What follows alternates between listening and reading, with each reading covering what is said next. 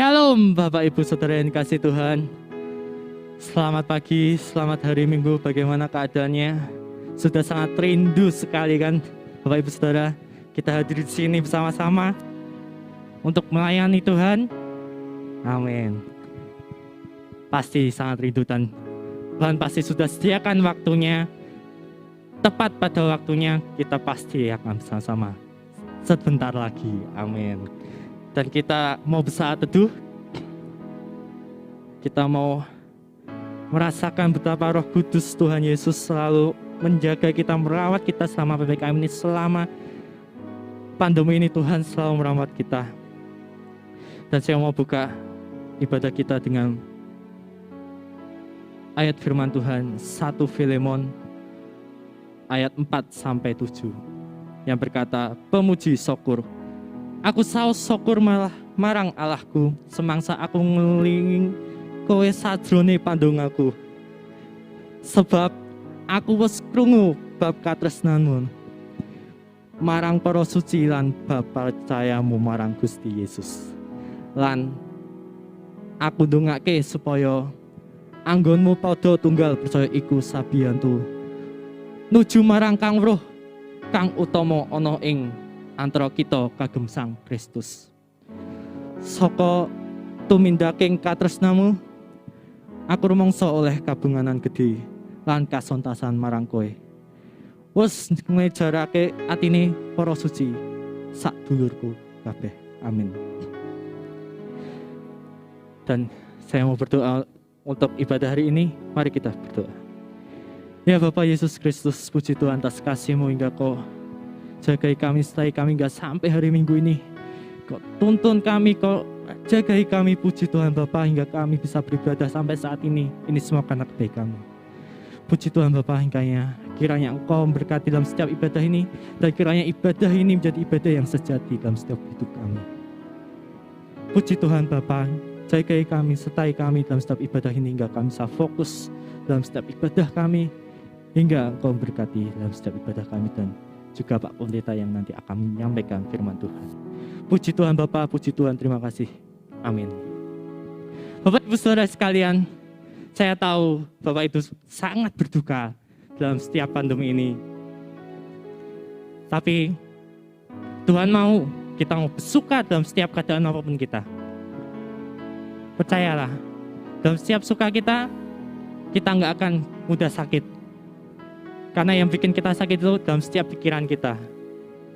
Dan teruslah percaya pada Tuhan Yesus, dan pasti Bapak Ibu Saudara pasti akan sehat selalu. Dan kita mau bersuka, kita mau bangkit berdiri. Bapak Ibu beranjaklah dari tempat Anda, dan Bapak Ibu bangkit berdiri, dan kita mau bertepuk tangan untuk Tuhan. Mari kita nyanyikan lagu Bersuka.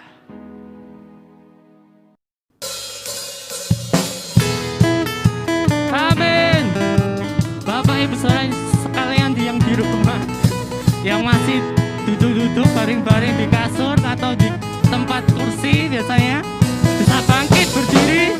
Kita mau bersuka dalam keadaan apapun. Bapak Ibu Saudara, teruslah bersuka karena Tuhan selalu merawat kita dalam keadaan apapun. Percayalah dan teruslah bersuka. Amin. Hari ini hari yang telah dijadikan Tuhan.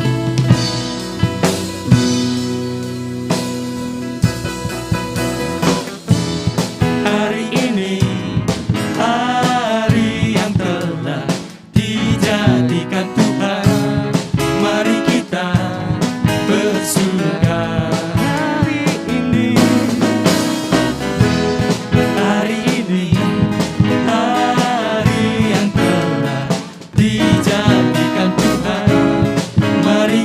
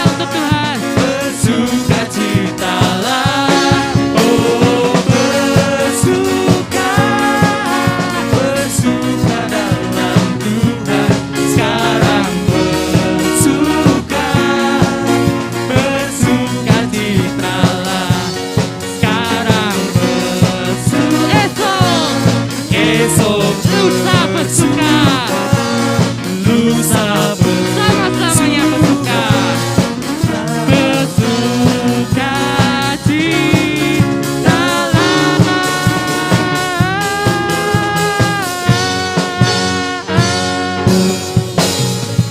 Amin. Amin. Dan kita mau membaca firman Tuhan kita yang akan disampaikan oleh Saudara Wawan dan Saudara Vincent. Dipersilahkan. Pembacaan firman Tuhan 1 Petrus 3 ayat 13-22. Menderita dengan sabar. Dan siapakah yang akan berbuat jahat terhadap kamu jika kamu rajin berbuat baik? Tetapi sekalipun kamu harus menderita juga karena kebenaran, kamu akan berbahagia. Sebab itu, janganlah kamu takuti apa yang mereka takuti, dan janganlah gentar. Tetapi kuduskanlah Kristus di dalam hatimu sebagai Tuhan, dan siap sedialah pada segala waktu untuk memberi pertanggungjawab kepada tiap-tiap orang yang meminta pertanggungjawab dari kamu tentang pengharapan yang ada padamu, tetapi haruslah dengan lemah lembut dan hormat, dan dengan hati nurani yang murni, supaya mereka yang memfitnah kamu karena hidupmu yang saleh dalam Kristus menjadi malu karena fitnahan mereka itu. Sebab lebih baik menderita karena berbuat baik, jika hal itu dikehendaki Allah, daripada menderita karena berbuat jahat. Sebab juga Kristus telah mati sekali untuk segala dosa kita. Ia yang benar untuk orang-orang yang tidak benar, supaya ia membawa kita kepada Allah. Ia yang telah dibunuh dalam keadaannya sebagai manusia, tetapi yang telah dibangkitkan menurut roh. Dan di dalam roh itu juga ia pergi memberitakan Injil kepada roh-roh yang di dalam penjara, yaitu kepada roh-roh mereka yang dahulu pada waktu Nuh tidak taat kepada Allah, ketika Allah tetap menanti dengan sabar waktu Nuh sedang mempersiapkan bahteranya, di mana hanya sedikit, yaitu 8 orang yang diselamatkan oleh air bah itu. Jangan kamu sekarang diselamatkan oleh kiasannya, yaitu baptisan. Maksudnya bukan untuk membersihkan kenajisan jasmani, melainkan untuk memohonkan hati nurani yang baik kepada Allah oleh kebangkitan Yesus Kristus, yang duduk di sebelah kanan Allah setelah ia naik ke surga sesudah segala malaikat, kuasa dan kekuatan ditaklukkan kepadanya. Amin. Amin. Kita akan mendengarkan firman Tuhan yang akan disampaikan oleh Bapak Gembala kita Catur Ali. Dan kita mau mengiringi firman Tuhan kita dengan pujian Ajarku Berdiam.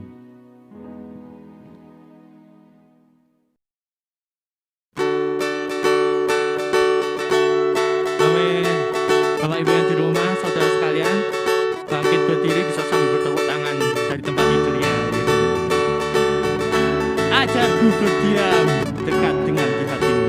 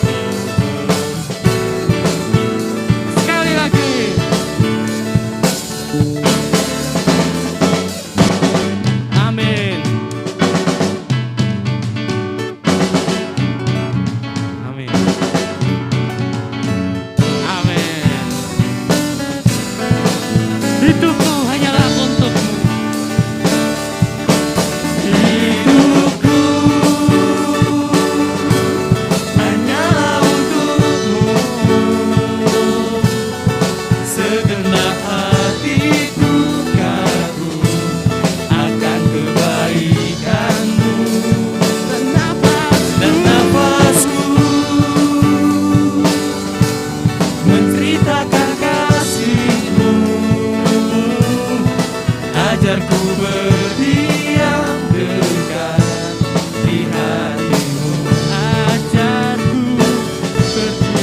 Ajarku berdiam dekat di hatimu. Ajarku berdiam dekat di hatimu. Amin. Terima kasih Tuhan. Haleluya. Haleluya.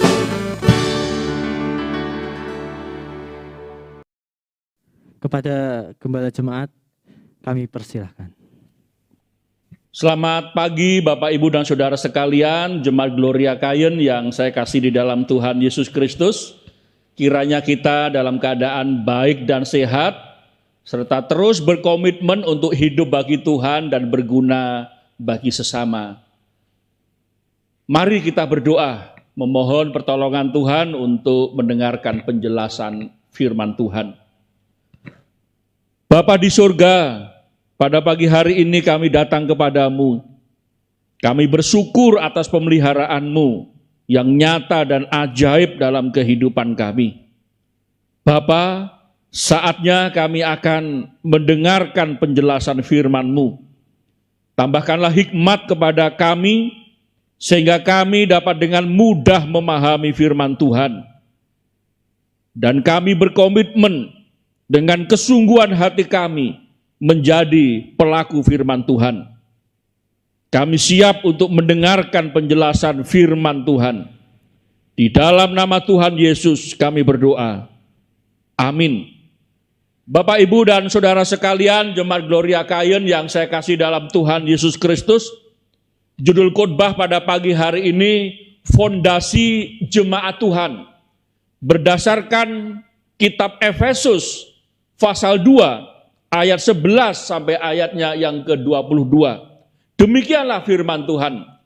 Karena itu, ingatlah bahwa dahulu kamu sebagai orang-orang bukan Yahudi menurut daging, yang disebut orang-orang tak bersunat oleh mereka yang menamakan dirinya sunat, yaitu sunat lahiriah yang dikerjakan oleh tangan manusia. Bahwa waktu itu kamu tanpa Kristus, tidak termasuk kewargaan Israel, dan tidak mendapat bagian dalam ketentuan-ketentuan yang dijanjikan, tanpa pengharapan dan tanpa Allah di dalam dunia. Tetapi sekarang, di dalam Kristus Yesus, kamu yang dahulu jauh sudah menjadi dekat oleh darah Kristus. Karena dialah damai sejahtera kita, yang telah mempersatukan kedua pihak, dan yang telah merubuhkan tembok pemisah, yaitu perseteruan. Sebab dengan matinya sebagai manusia, ia telah membatalkan hukum Taurat dengan segala perintah dan ketentuannya, untuk menciptakan keduanya menjadi satu manusia baru di dalam dirinya, dan dengan itu mengadakan damai sejahtera. Dan untuk memperdamaikan keduanya di dalam satu tubuh dengan Allah oleh salib, dengan melenyapkan perseteruan pada salib itu. Ia datang dan memberitakan damai sejahtera kepada kamu yang jauh, dan damai sejahtera kepada mereka yang dekat. Karena oleh Dia, kita kedua pihak dalam satu roh beroleh jalan masuk kepada Bapa. Demikianlah kamu, bukan lagi orang asing dan pendatang, melainkan kawan sewarga dari orang-orang kudus dan anggota-anggota keluarga Allah, yang dibangun di atas dasar para rasul dan para nabi, dengan Kristus Yesus sebagai batu penjuru. Di dalam Dia tumbuh seluruh bangunan rapi tersusun menjadi bait Allah yang kudus di dalam Tuhan. Di dalam Dia kamu juga turut dibangunkan menjadi tempat kediaman Allah di dalam Roh. Bapak, Ibu, dan Saudara sekalian, Jemaat Gloria Kayen yang saya kasih di dalam Tuhan Yesus Kristus, berdasarkan firman Tuhan ini, kita diberitahu bukan saja untuk jemaat di Efesus pada waktu itu, kepada kita hari ini. Apabila kita hidup tanpa Kristus, kita orang asing dan bukan suwarga. Tuhan Allah menjadikan bangsa Israel sebagai tiang penopang dan dasar kebenaran. Artinya melalui bangsa Israel lah bangsa-bangsa lain yang ingin tahu kebenaran harus datang kepada bangsa Israel.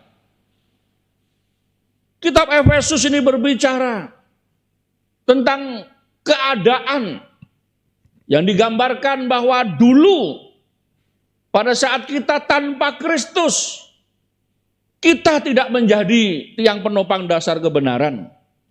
Kita bukan menjadi patokan orang cari kebenaran. Itulah sebabnya kita disebut sebagai orang asing dan bukan suwarga. Kita tidak mendapat bagian dari yang dijanjikan. Janjinya apa? Janjinya Tuhan Allah kirim juru selamat. Dan janji itu diperuntukkan bagi umat pilihan. Dan umat pilihan memberitakan kepada bangsa-bangsa lain. Sehingga bangsa-bangsa lain juga mendapatkan dampak dari janji Allah itu. Kita hidup tanpa pengharapan. Kalau kita tidak mempunyai juru selamat, berarti kita hidup tanpa harapan. Hidup hanya sebatas di dunia saja. Setelah kematian kita menuju kepada hukuman yang kekal. Itulah sebabnya digambarkan bahwa hidup kita tanpa pengharapan jika tanpa Kristus. Kita hidup tanpa mengenal Allah di dalam dunia ini.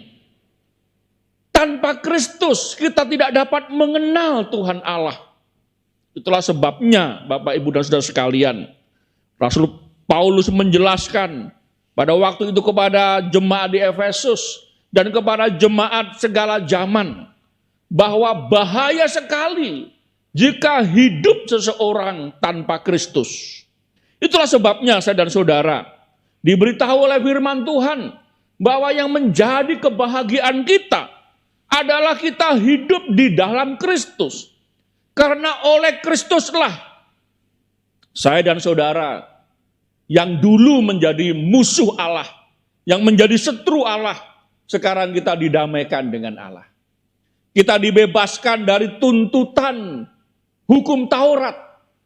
Tuntutan hukum Taurat adalah yang tidak dapat mentaati seluruh hukum akan mendapatkan penghukuman. Dan bahkan satu hukum saja tidak dapat dilakukan, maka dianggap keseluruhan hukum sudah gagal dilakukan.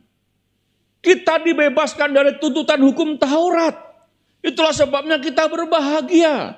Karena sekarang saudara-saudara, di dalam Kristus kita berada di dalam hukum kasih karunia. Kita menjadi orang yang merdeka dari perseteruan. Kita menerima damai sejahtera. Dan beroleh jalan masuk kepada Bapa. Inilah dampak dari hidup oleh karena Kristus. Dari hidup oleh Kristus itulah saya dan saudara, kita diberitahu bahwa dulu kita adalah orang asing, tetapi sekarang kita adalah kawan, sewarga dari orang-orang kudus. Kita bukan lagi dianggap asing dan pendatang. Kita menjadi umatnya, menjadi kumpulan orang percaya yang merespon anugerah keselamatan. Kita menjadi anggota keluarga Allah. Pada saat saya dan saudara bertobat percaya Yesus, posisi saya dan saudara bukan lagi menjadi setru, bukan menjadi musuh, tetapi menjadi anak-anak Allah. Satu identitas yang baru, satu posisi yang baru, bahwa saya dan saudara menjadi keluarga Allah. Bagaimana itu bisa terjadi? Oleh Kristus, di dalam Kristus. Oleh Kristus itulah saya dan saudara menjadi jemaat milik Tuhan. Eklesia milik Kristus, kumpulan orang percaya yang menyambut anugerah keselamatan. Sehingga kita bukan lagi menjadi milik dari musuh Allah, tetapi kita menjadi milik Tuhan. Kita menjadi bait Allah. Kita menjadi tempat kediaman Allah. Pada saat saya dan saudara bertobat percaya Yesus, Roh Kudus segera memeteraikan dalam hati kita, sehingga hati kita ada Roh Kudus. Itulah sebabnya saya dan saudara disebut sebagai orang-orang kudus. Kepada jemaat di Efesus, Rasul Paulus juga menyebut mereka, menyapa mereka dengan panggilan orang-orang kudus. Karena hati mereka ada Roh Kudus. Kita menjadi tempat kediaman Allah di dalam roh. Bapak, Ibu, dan saudara sekalian yang saya kasih dalam Tuhan Yesus Kristus. Inilah dampak dari iman percaya kita kepada Yesus Kristus, Tuhan dan Juru Selamat saya dan saudara. Itulah sebabnya di dalam Yesus Kristus inilah Tuhan mau kumpulan orang percaya itu menjadi tiang penopang dan dasar kebenaran.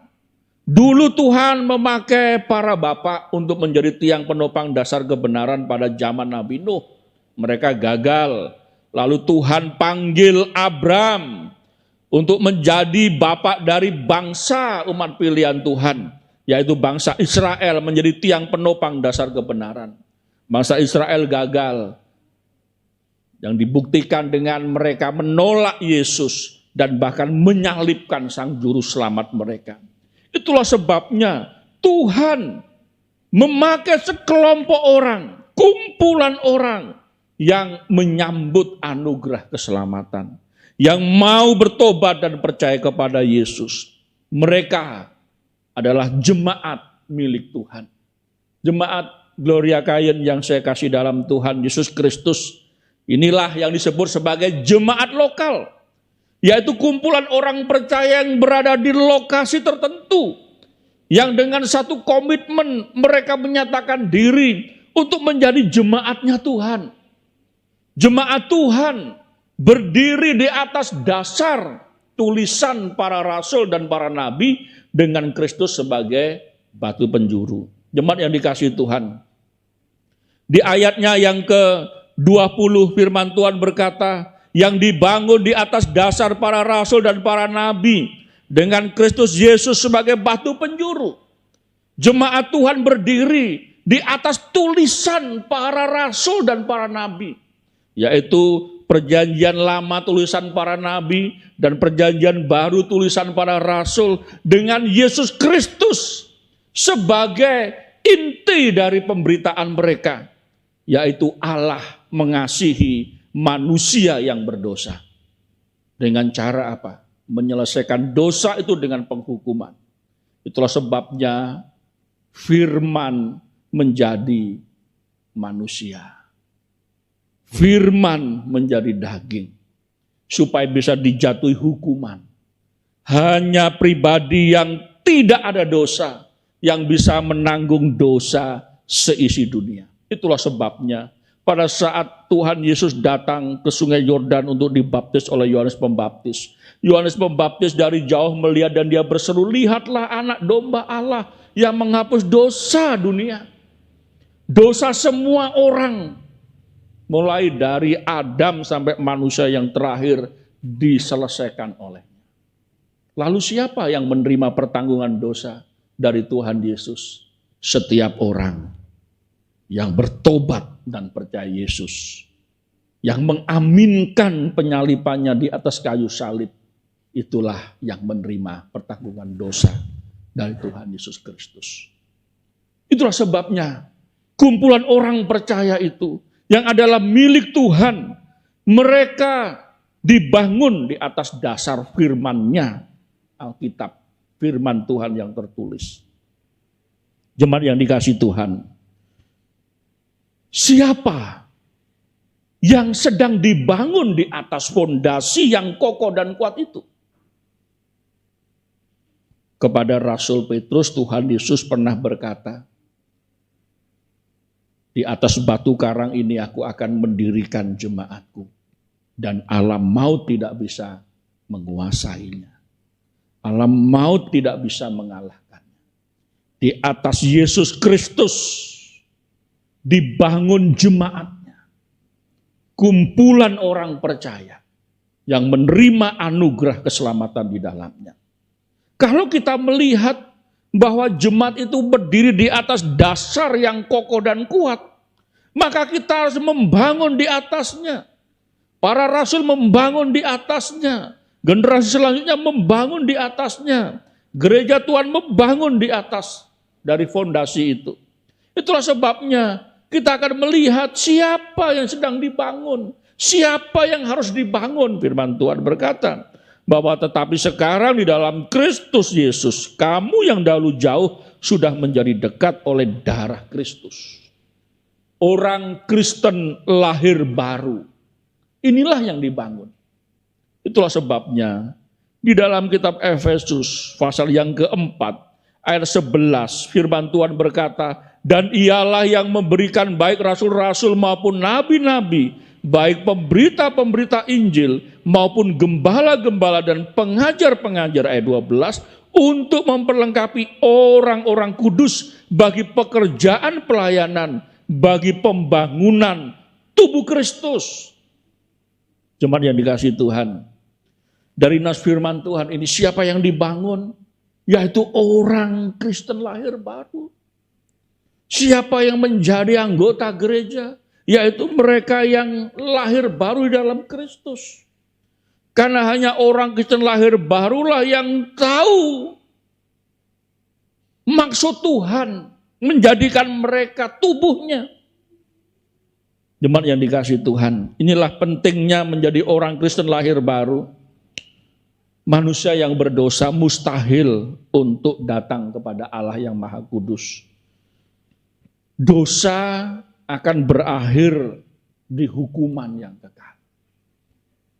Dosa menjadikan manusia tidak bisa datang kepada Allah yang Maha Kudus.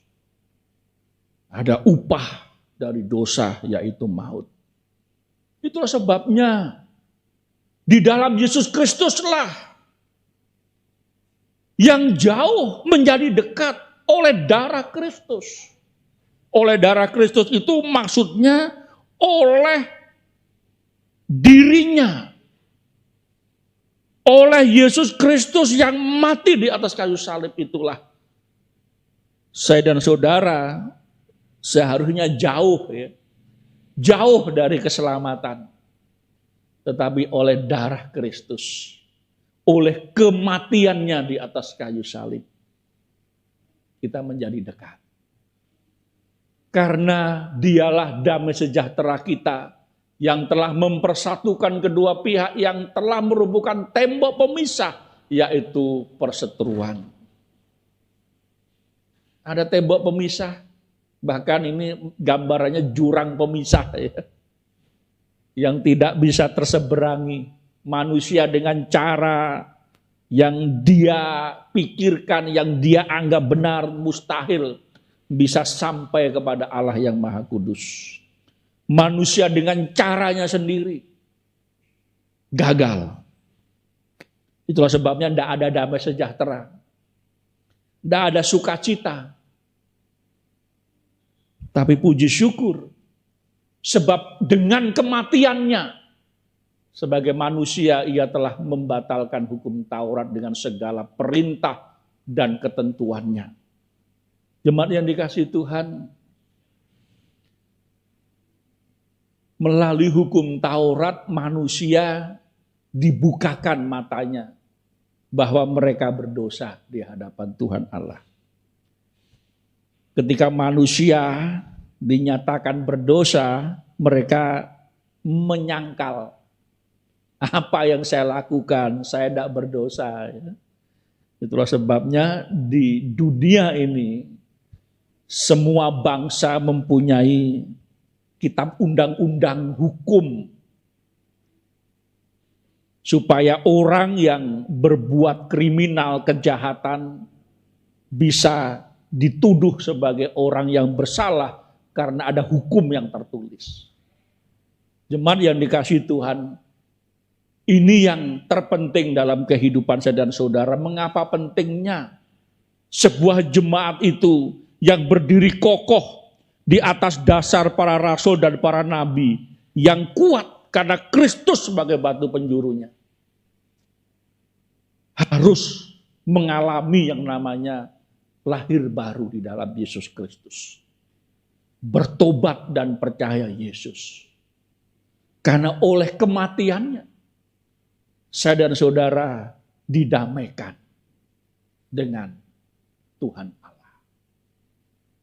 Saya dan saudara beroleh damai sejahtera. Dan untuk memperdamaikan keduanya di dalam satu tubuh dengan Allah oleh salib, dengan melenyapkan perseteruan pada salib itu. Inilah salib Yesus, kematiannya di atas kayu salib itu membereskan dosa saudara, melenyapkan, kata ayat 16 ini. Berarti betapa pentingnya menjadi orang Kristen lahir baru. Di dalam jemaat, pastikan Bapak Ibu Saudara yang sudah bertahun-tahun menjadi anggota gereja, pastikan, sudahkah saya diselamatkan? Sudahkah saya menjadi orang Kristen lahir baru? Jangan saudara menjawab, Pak, gak usah ditanya. Saya sudah, Pak, puji Tuhan kalau sudah. Bahayanya itu kalau belum, ya. Saudara menganggap sudah beres urusannya, ya. Hanya menganggap saja. Tanpa saudara membuat keputusan untuk menyambut anugerahnya itu. Saudara belum pernah melakukan transaksi rohani. Ya, ini yang bahaya, maka selalu diingatkan. Pemberitaan Injil itu selalu dikumandangkan supaya saya dan saudara dipastikan kita orang Kristen lahir baru. Kapan saja Tuhan panggil, kapan saja kita meninggal dunia, kita pasti masuk surga. Lu kok bisa, Pak? Ya, karena sudah diselamatkan. Inilah pentingnya. Jangan sampai kita bertahun-tahun menjadi warga jemaat, tapi tidak tahu kebenaran yang sederhana ini. Tuhan sudah berikan dengan limpahnya. Itulah sebabnya saya dan saudara tidak lagi di bawah hukum Taurat dengan segala konsekuensinya. Tetapi kita di bawah kasih karunia-Nya. Tuhan sudah membereskan dosa kita. Itulah sebabnya jemaat yang dibangun di atas dasar fondasi yang kuat dan kokoh itu, di atasnya dibangun siapa? Orang-orang yang sudah lahir baru. Orang-orang yang sudah lahir baru, mereka adalah orang-orang yang kerinduan hatinya ingin tahu kebenaran. Yang di dalam hatinya ada melimpah ucapan syukur. Yang di dalam hatinya selalu rindu membangun jemaat Tuhan.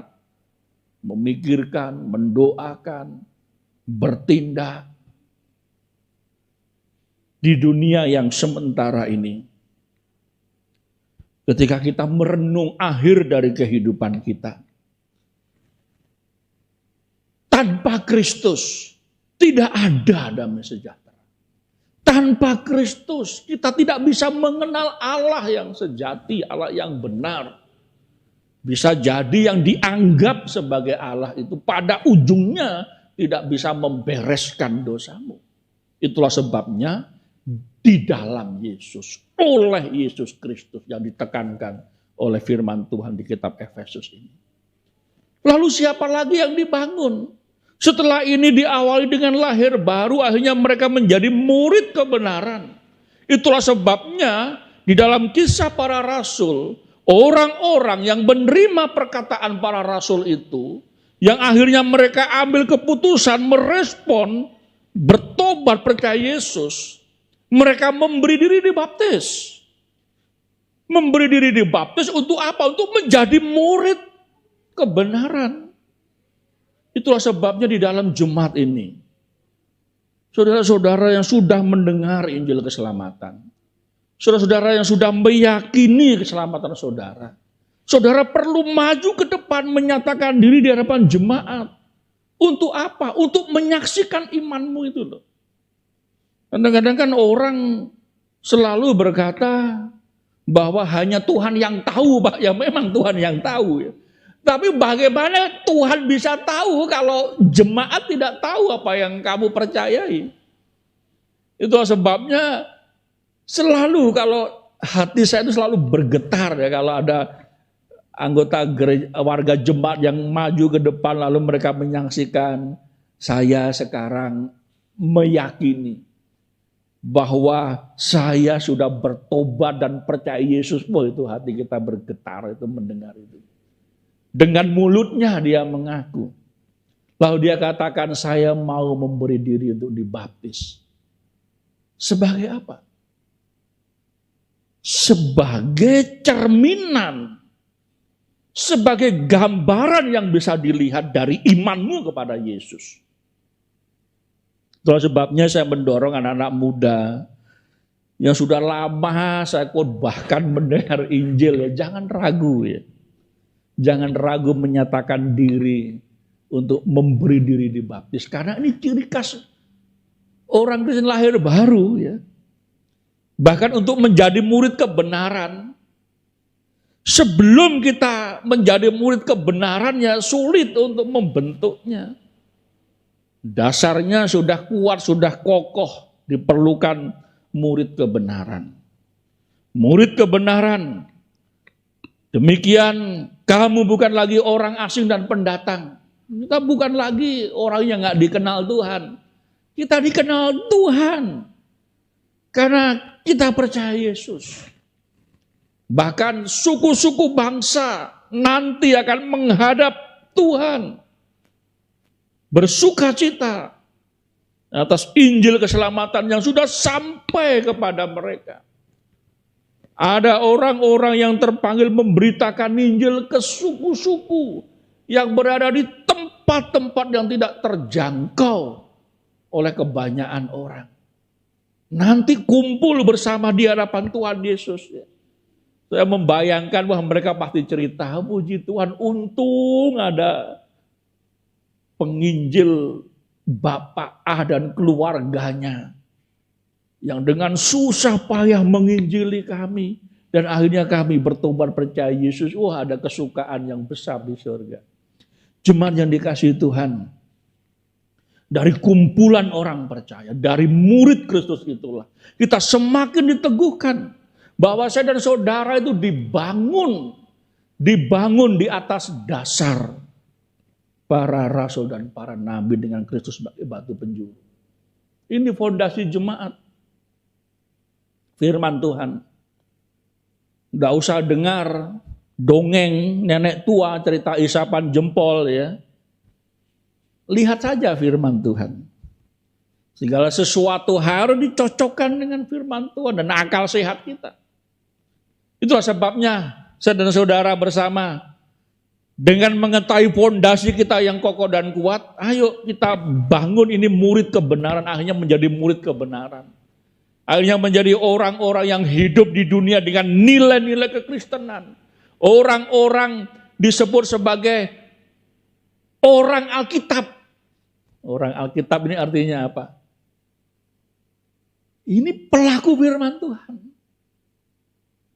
Dengan kita membaca, merenungkan, akhirnya firman Tuhan itu sudah mendarah dagingnya. Sudah hafal kita. Sehingga apa yang dikatakan itu tanpa kita sadari kita sedang menyuplik nas-nas firman, ayat-ayat firman Tuhan. Sehingga tepatlah apa yang dikatakan firman Tuhan pada saat kamu berkata seolah-olah kamu sedang memperkatakan firman Tuhan. Ini kerinduan hati Tuhan. Fondasinya sudah kokoh, sudah kuat, di atasnya orang-orang Kristen lahir baru. Kemudian meningkat lagi mereka menjadi murid-murid kebenaran yang hidup dalam kebenaran. Di tengah dunia yang semakin dibutakan oleh ilah zaman ini, mereka tampil cemerlang. Mereka tampil dengan iman yang teguh, yang tidak tergeser oleh apapun. Jemaat yang dikasihi Tuhan, yang ketiga adalah dibangun di atasnya dengan apa? Dengan orang-orang tadi. Masih orang yang sama karena di dalam jemaat. Akhirnya mereka menjadi pelayan Kristus. Pelayan Kristus yang mengerti pokok-pokok iman Kristen. Itu artinya di dalam jemaat inilah Kita belajar, kita mengajar, kita mempraktekkan. Terus ini kita kerjakan. Pelayan Kristus yang menjadi kerinduannya apa dalam melayani? Yaitu agar jemaat itu yang digambarkan bagaikan sebuah bangunan yang tersusun rapi. Bait Allah yang kudus di dalam Tuhan. Jadi ketika semua anggota gereja ini sadar bahwa dirinya adalah pelayan Kristus, maka mereka juga sadar bahwa mereka itu adalah bait Allah secara rohani. Kalau bait Allah itu dibangun sedemikian rupa, ada aturan-aturan tertentu yang tidak boleh meleset dan tidak boleh salah. Mereka juga harus melayani dengan satu pelayanan yang disusun dengan rapi. Sehingga sebuah jemaat lokal itu menjadi satu bangunan yang indah. Di luar saja kalau kita lihat sebuah gedung gitu ya, dibangun miring-miring gak jelas gitu, yang tidak kokoh, kita was-was, wah ini nanti bisa roboh, ini kena gempa sedikit bisa hancur. Itulah sebabnya kita sebagai pelayan Kristus, layanilah Tuhan. Layanilah karena kita ini adalah bait Allah yang kudus dalam Tuhan. Kemudian Bapak Ibu yang kasih Tuhan Yesus Kristus, di dalam Dia kamu juga turut dibangunkan menjadi tempat kediaman Allah sebagai pelayan Kristus. Dengan satu kesadaran bahwa pelayanan yang saya kerjakan di dalam jemaat ini bukan saja berdampak dalam kehidupan jemaat, tapi juga bernilai kekal. Apa yang kita kerjakan di dalam jemaat, kita melayani dengan segala kemampuan masing-masing, kita persembahkan untuk Tuhan. Jemaat yang dikasihi Tuhan, fondasi sebuah jemaat lokal, yaitu firman-Nya yang tertulis. Dari firman-Nya ini, orang bisa bertobat percaya Yesus. Setelah mereka bertobat percaya Yesus, mereka memberi diri dibaptis. Mereka menjadi orang-orang Kristen lahir baru. Mereka terus bertumbuh dalam jemaat, mereka menjadi murid kebenaran. Murid kebenaran yang terus rindu, haus dan lapar akan firman Tuhan. Tidak lagi goyah dengan hal-hal duniawi. Memang satu kehidupan di dunia masih dijalani, tapi dia sudah mempunyai nilai kekekalan. Dan akhirnya mereka menjadi pelayan Kristus. Betapa indahnya sebuah jemaat yang dibangun di atas fondasi yang kokoh ini. Masing-masing kita menganggap dirinya sebagai pelayan Tuhan.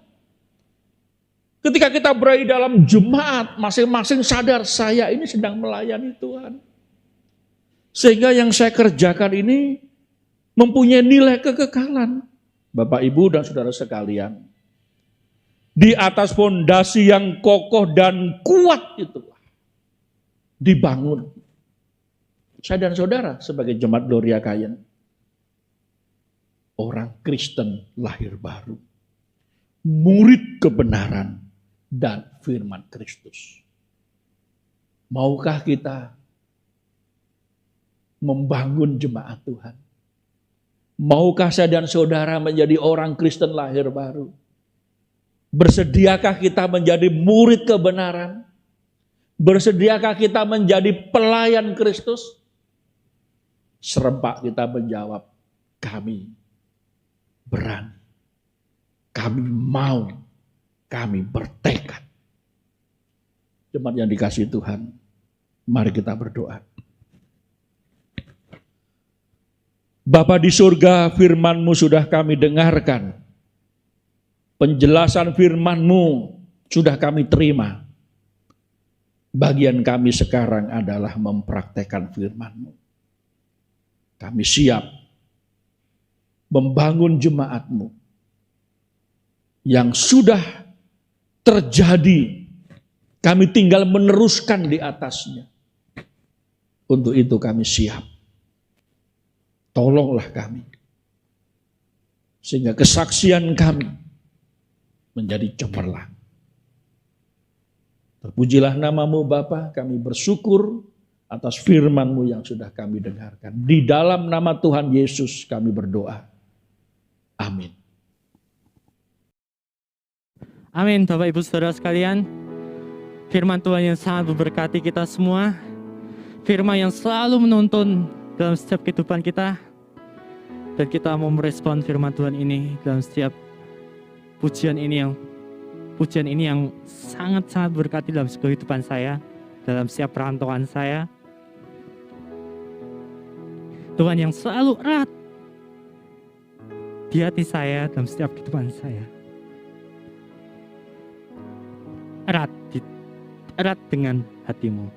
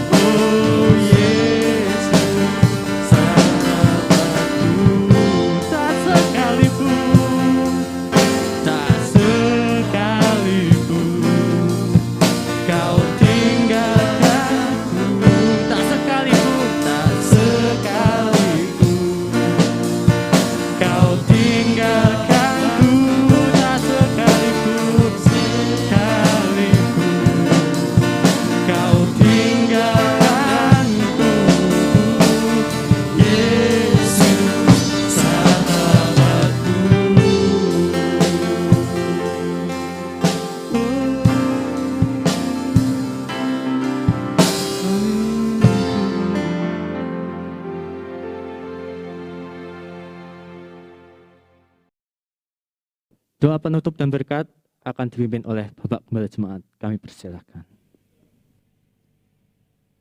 Bapak, Ibu, dan Saudara sekalian, Jemaat Gloria Kayen yang saya kasih dalam Tuhan Yesus Kristus, rangkaian acara berjemaat kita sudah selesai, dan mari kita menutup kebaktian ini dengan berdoa. Bapa di surga, kami datang kepadamu, pujian, hormat, dan syukur kepadamu, Allah yang kami muliakan, yang kami sembah di dalam Yesus Kristus, Tuhan dan Juru Selamat kami. Acara berjemaat kami sudah selesai, kami diberkati melalui kebaktian pada pagi hari ini. Hamba-Mu memohon, berkatilah seluruh jemaat Gloria Kayen. Tolonglah yang sedang mengalami pergumulan hidup, Tuhan meneguhkan iman mereka dan mampukan mereka sehingga mereka berkemenangan.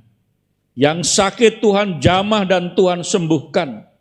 Bapa, berkatilah dalam usaha dan pekerjaan warga jemaat, sehingga dalam setiap rezeki yang diterima dapat dikelola dengan penuh ucapan syukur dan tanggung jawab, sehingga seisi rumahnya terberkati dengan damai sejahtera. Bapa, kami mengucap syukur dengan berkat-Mu.